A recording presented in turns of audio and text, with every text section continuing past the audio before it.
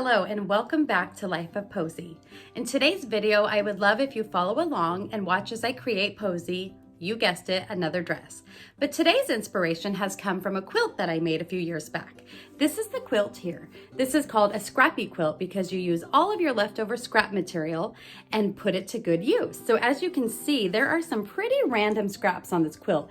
Even some Halloween fabric, some from curtains that we made a few years ago, dresses. There's just so many different materials, and I hate getting rid of that extra scrap material. I love to save it because I know it might come in handy, but at some point it gets a little out of control. So today I thought it would be fun to sew a little panel of some material that I have left over from projects that I've made, some of them being Posy's dresses, so that we can create a new little scrappy dress. So I would love it if you follow along. Posy, are you gonna help sew today? Are you gonna help? Such a good girl. Okay, here are the fabrics that I chose out of my scrap material. I have here some little bits left over from a dress we made for Posy in the summertime. That cute little material. This was the yellow material that we actually used with that dress. I have enough of that left to make some scraps. And some black and white houndstooth. Some really pretty pink floral. These are both scraps that we used in another dress recently. I have some daisy material left from some projects that we did during the spring. A sweet little plaid. A black and white stripe with pink flowers. I believe I made Posy a dress. Yes, I did. I made Posy a dress out of this a couple years ago. Really darling dress. And so I think that that's actually plenty to work with. And so I'll show you what we're going to do with all of these scraps. All right, to get started, we need to cut all of these different scrap materials into the same size shape. Whether those are squared or rectangular, it doesn't matter, but you need to get them all exactly the same so that you can sew them together. Now, because Posy is a small dog, I think it's best that we have small scraps. That way we see as many different materials on the top of her bodice. Whereas if I did really big ones, we could only fit a few. So that being said, the best way to do this is to use a rotary cutter, but for some reason I cannot find mine. But you'll need some kind of a ruler, tape measure, something to help you. So I think for Posy's, I'm gonna do rectangular shapes like I did with my quilt. And I think they're going to be about 2 inches by 3 inches. And we have to remember that some of it will be sewn into the seam when we attach them. So first off, we'll want to have a pretty clean starting point, as straight as you can. And then I'm going to hold my ruler over this. This is the 2-inch mark. And so what would be helpful too is to draw a little line here before you cut it. And I'm going to bring mine up to 3 inches, which is right here. So I'm going to turn it, get it to 3. And once you cut one, this can help be your little pattern, kind of a stencil. You could even cut it out of cardboard to start with and hold that up against your fabric to cut the rest of them out. And like I said, because Posy's pretty small, I'm not making a very big piece of material to work with. I won't have to cut too many, but I'm going to cut out about 3 of each piece of each fabric. So I'm going to lay this one on top. And if I want, I can just draw. I'm just using a regular old pencil here, mechanical pencil.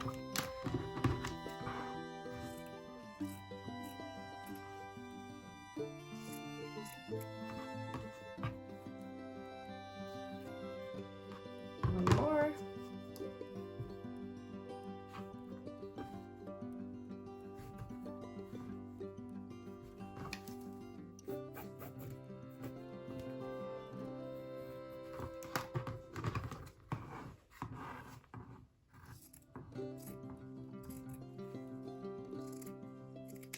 So there's 3 of that particular one. And I'm gonna move on and cut 3 more out of all the other materials. All right, now that we have all of our scrap pieces cut out, we can start to assemble them. In the end, I ended up cutting out about 5 of each one of these materials. So that will depend on your dog and the size of your pattern, how big you need your panel to be in order to cut the pattern out. As you're cutting your little rectangles out, you could use your pattern and lay it on top of the fabric as you lay them out to see if your pattern's gonna fit. So the next thing is to move these all aside and start laying them out in a random pattern. So just take one here and there. You don't want the same ones next to each other. Just keep on going along and figuring out what works best. There's really no rhyme or reason. You just want it to be fun and kind of whimsical.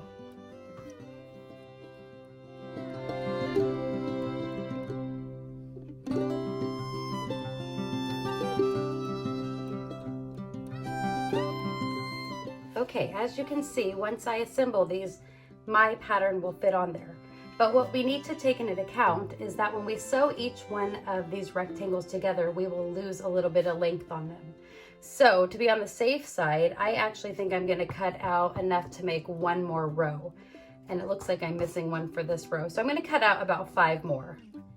All right, I went ahead and cut out another 5 strips, and I think when I lay my pattern on here, it'll fit just fine. I've got a little extra here and there. So the next step is to assemble all of our scrappy pieces. So we'll do them in 1 row, 2 rows, 3 rows, 4 rows. So the easiest way to do this is to grab your first stack, just like so.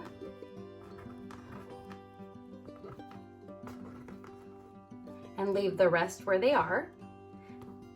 And we're gonna take these to our sewing machine and start assembling them. So I have my stack of fabric here from the first row. I'm just going to take the first one and the second one and put my stack aside.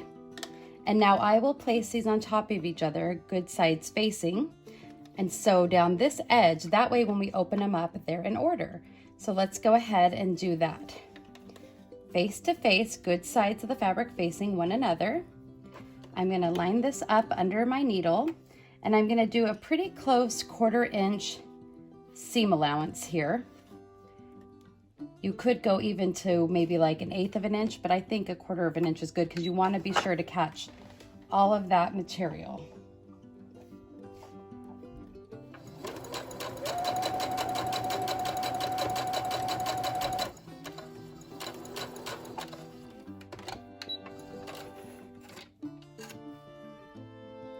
So as you can see, these two have been sewn together.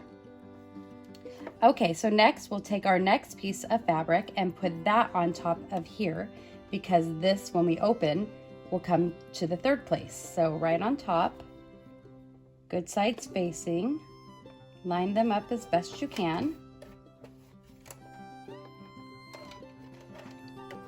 And we're gonna run a stitch through these.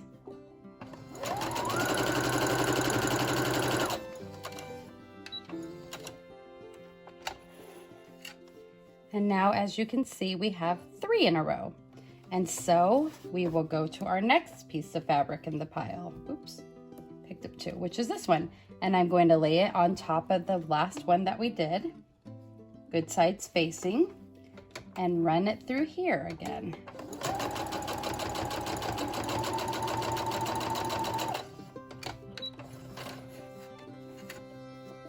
So as you can see, I have 4 in a row, and I'm just going to continue on doing this. Next piece of fabric, good side to good side, line them up the best that I can, and put it under the needle and sew away.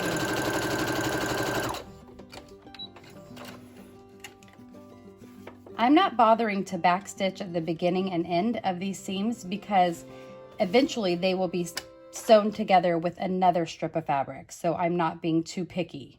So I'm just going to continue on until I'm done with this pile of fabric, and then I will move over to my table and grab another row of material to sew together. Okay, so now we just have one last row to sew together. So I'm going to take that to my sewing machine and I will show you what to do after that point. Next, you're going to take it to your ironing board and iron all of these seams going one direction. So I'm pushing them all to the left. And go over that a few times so that they're nice and flat. And then we will start attaching all of our rows. All right, so now that I have all of my fabric strips ironed, they're sewn together, they're completely attached, we're going to start attaching the rows together.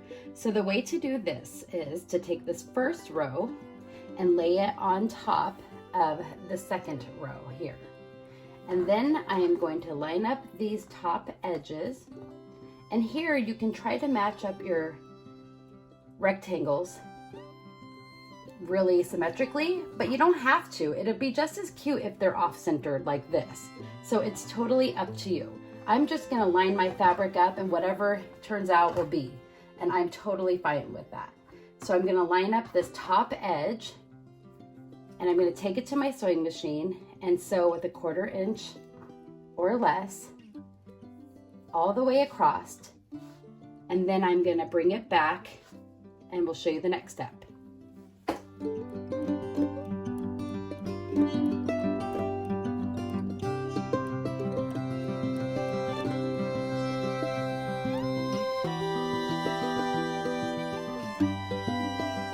Okay, I have my first 2 rows sewn together. So now I'm going to take the 3rd row and flip it on top of the 2nd row, good side spacing one another. And then I'm going to take it to my sewing machine and sew along this bottom edge so that when we flip it open, this row will be attached. Okay, now the 3rd row is put into place. So now we will attach our final row, which is the 4th row. For whatever reason, I made this row a whole block longer, but I think it's going to work to my advantage with my pattern because the widest point of my pattern are these side straps. So turns out it's going to be a good thing because otherwise it would have been pretty tight. So I'll take this 4th row, flip it up on top of the 3rd row and run a seam here along the bottom so that when it opens up, it's completely attached. Okay, I have all 4 of my rows attached. At this point, I always think it's a good idea to really pull those seams gently, and make sure that you didn't accidentally skip anything. I have attached that whole other quilt and found that there was an opening on one of these in a place or 2. So just check, and if there is something, now's the time to go and sew it again at your sewing machine. But this looks good. So now I'm just gonna flip it over, take it to my ironing board and sew these new seams that we made flat. You can just sew them in the direction that they want to lay down the easiest. This will make less bulk when we start to sew our bodice. Okay, I've ironed the back. It's laying pretty flat, so I'm really happy with this. And I think it's turning out adorable. As you can see, there's a couple areas that have some patches that are exactly the same right near each other. But it doesn't look bad. It's just really cute because there is no real rhyme or reason. It's just totally put together in a quick manner, but that's what makes it so adorable. So as one last little check, I'm gonna lay my pattern on top to make sure I have enough room to cut it out, and I do. So if you didn't, you could add a couple more rows on here. And if you were really wanting to keep things really symmetrical, even you could cut this rectangle out into the perfect shape, but I'm going to cut this pattern out anyways, so I'm totally fine with it being a little messy on the sides. So now we will go ahead and pin this to our fabric and cut it out. Okay, we have our first panel for our bodice cut out, and I think it's adorable. And now we're left with a couple little scrappy pieces that might come in handy somewhere else on the dress, maybe in the skirt or for another project. So I guess it's almost impossible to get rid of all of your scraps. Now for the underside of the bodice, you can use any material you want. And this, I sometimes talk about using just something very plain or simple. And here, I'm gonna show you an example of what I'm gonna try today. This is actually, I believe, an old sheet that my mother gave me. And we just kind of cut things out of it in the past. And so I'm just gonna cut the second half of the bodice out of this. It's not very pretty, it's pretty plain in color, but because we're just making a sweet little scrappy dress, I think that this will be just fine on the underside. So I'm gonna cut out my second piece of the bodice using this old sheet. Okay, so now I have the 2 pieces of my bodice cut out. It worked perfectly fine to cut it out of this old sheet. And so now we are going to attach them the way that we do in all of our videos when we're making a dress, by putting the 2 good sides together and sewing all the way around without sewing the bottom portion. And if you want more details on that, just check out the video that I'll link up above.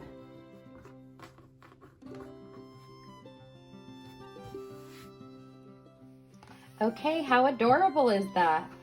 I've got my sheet material on the back and it worked just perfectly well. And on the front is our adorable Scrappy quilt material.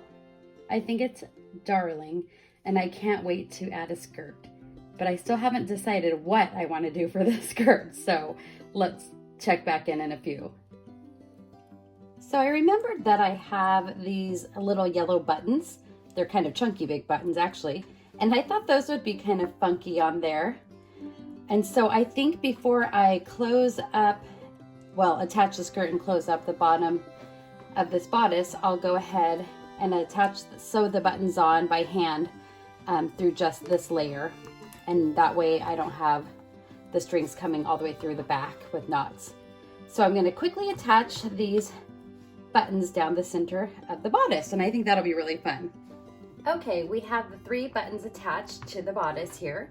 I didn't put them, space them out all the way from the bottom to the top because remember, some of this will be brought into the skirt. So right about there looks perfect. I think they're so cute and fun. But now let's work on the skirt. So I couldn't help but love this little patchwork scrappy fabric material here and think that I want more of it to come into the skirt. And without having to sew more scraps together, I think that with these leftover pieces, I can make something work here. And I also want to incorporate some more yellow because we have the buttons and the yellow fabric here. So I have quite a bit of this yellow material left from a previous project.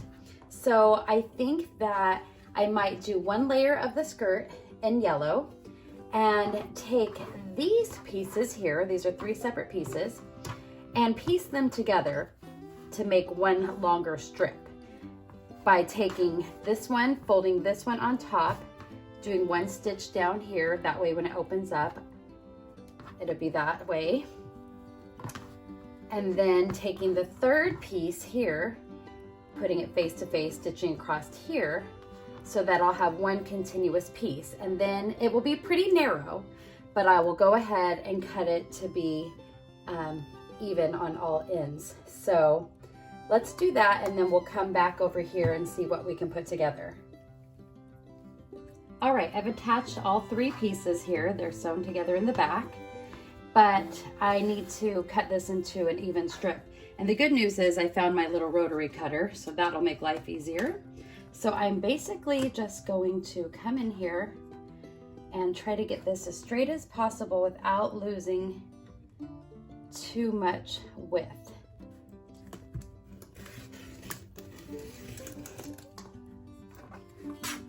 So that gave that a nice clean line, and we'll also do that to the bottom. So I'm going to flip it over to make it easier. Clearly this is the shortest point of this one, so everything will have to be cut off of that. And just like that, that looks so much better. So I'm going to leave it at that, and we'll work with this piece of material. Okay, I've gone ahead and cut out another panel for the main portion of the skirt. It's 6 inches long, and the whole length of this is double my bodice, which would be about 40 inches. So I've got 40 inches long here that will all be gathered up, And this will not be as gathered because clearly I don't have 40 inches, but we're gonna make this work. So I'm gonna go to my sewing machine and hem the edges of the side edges and the bottom edges of both the yellow and the patchwork one. Now that my skirts are both hemmed on the sides and the bottom, as you can see here, I'm gonna gather them on the top, run a big stitch through the top to gather the skirts up, and then we will attach them to the bodice. Okay, I've gathered and hemmed both of these little skirts. Like I said, this one wasn't as long in length as this piece of material, but it's still gonna be really cute. When you layer two gathered skirts on top of each other, they have a lot of floof and it's so much fun. And this is just too cute when you have a really short skirt on the top. So I think this is gonna turn out lovely. So the next step is to attach it to our bodice. So just like in the other videos that I've showed you, and if you need more details, go ahead and look at one of those videos on my channel because it'll show you in more detail. But I'm gonna push the back part of this panel out of the way so that we don't accidentally attach the skirt to it.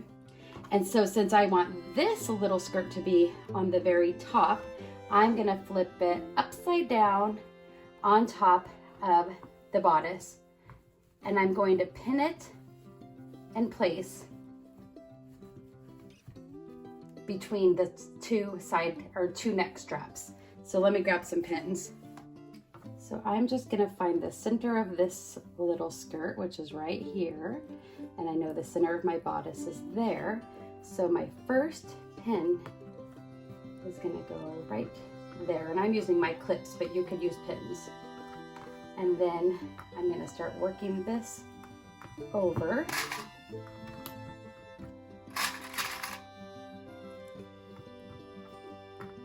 And just adjust your ruffles as you go on the skirt and make sure it just fits right where you want it to.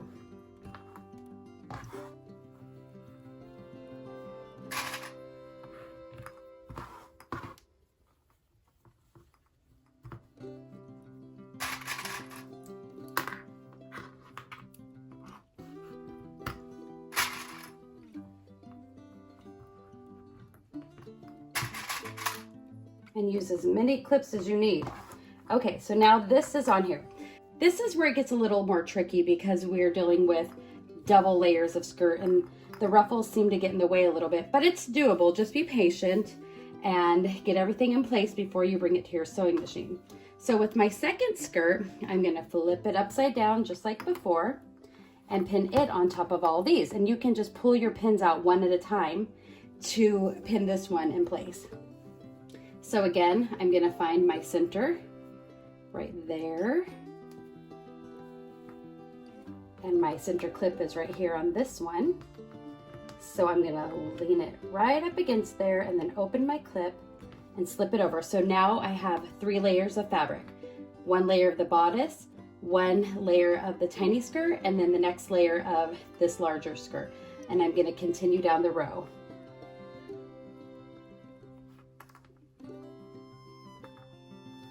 If you need to move things aside to push the other skirt up and out of the way, do so.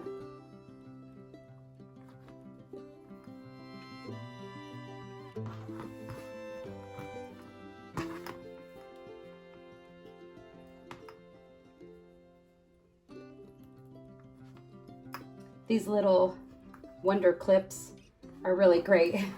They make pinning things into place really simple. Okay, so now I have this all secured. You can see I've got a little sandwich here of fabric.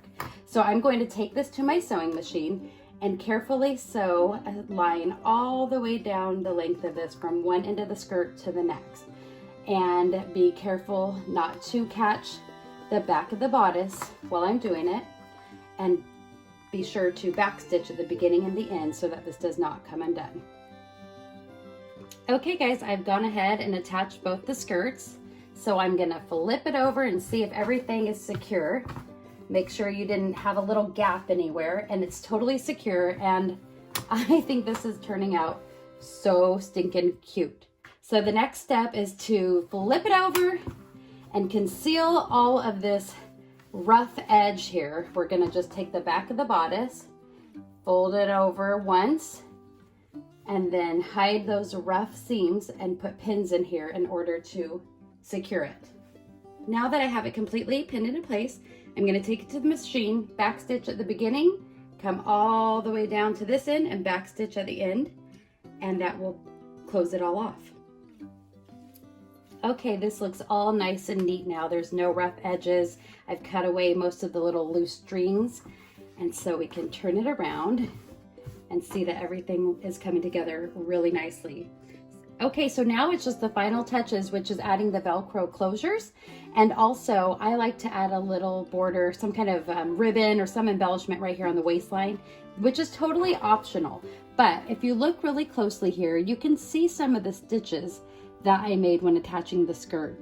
This one gets a little wonky. It goes up a little bit. Down here you can see the original gathering stitch when we gathered the skirts. So I just think when you add something like rickrack or a ribbon, something in there, it finishes it off and it hides any little mistakes.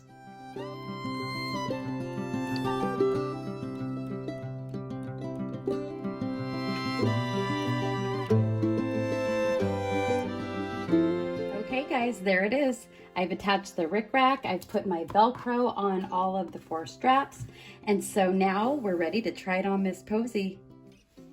Here we go, Miss Posy. That's it, good girl. Let's try your new dress on.